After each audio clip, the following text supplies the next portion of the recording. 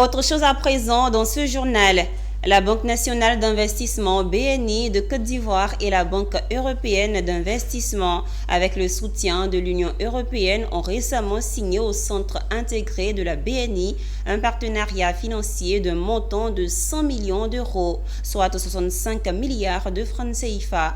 Ce financement s'inscrit dans le cadre de la stratégie Global Gateway de l'Union européenne visant à promouvoir les investissements responsables et durables dans les chaînes d'approvisionnement mondiales. En Côte d'Ivoire, il ambitionne de moderniser la filière cacao tout en renforçant sa durabilité économique et environnementale. Le récit de Amiko Robara. Signature. Poignée de main entre le directeur général de la Banque nationale d'investissement de Côte d'Ivoire, Youssouf Fadiga, et Ambroise Fayol, vice-président de la Banque européenne d'investissement, pour concrétiser ce partenariat. 100 millions d'euros, soit 65 milliards de francs CFA. C'est le montant de cette convention qui vise des objectifs clairs de part et d'autre par les parties signataires.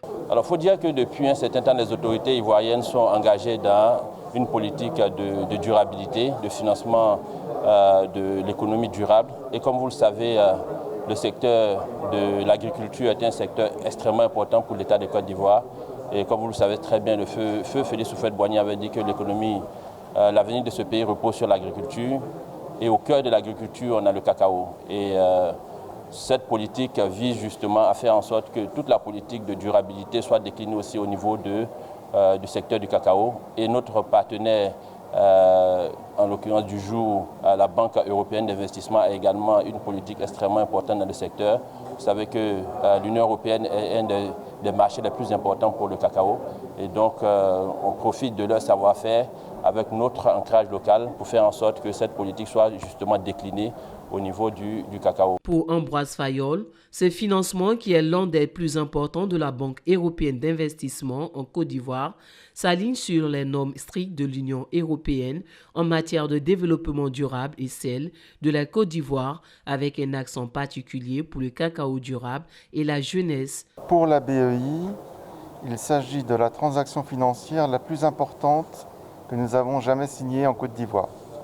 Donc 100 millions d'euros, c'est un montant très important et on est très fiers de pouvoir le faire avec la BNI compte tenu de l'objectif de ce projet qui est parfaitement en ligne avec les priorités européennes. Et c'est mon deuxième point.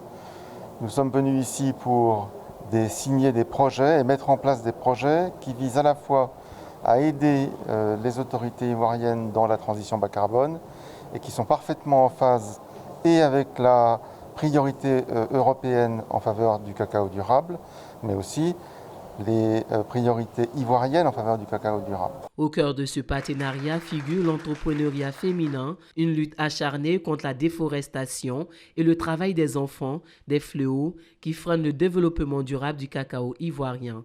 Cette signature de convention s'est faite en présence de plusieurs personnalités, dont l'ambassadrice de l'Union européenne, Francesca Di Moro.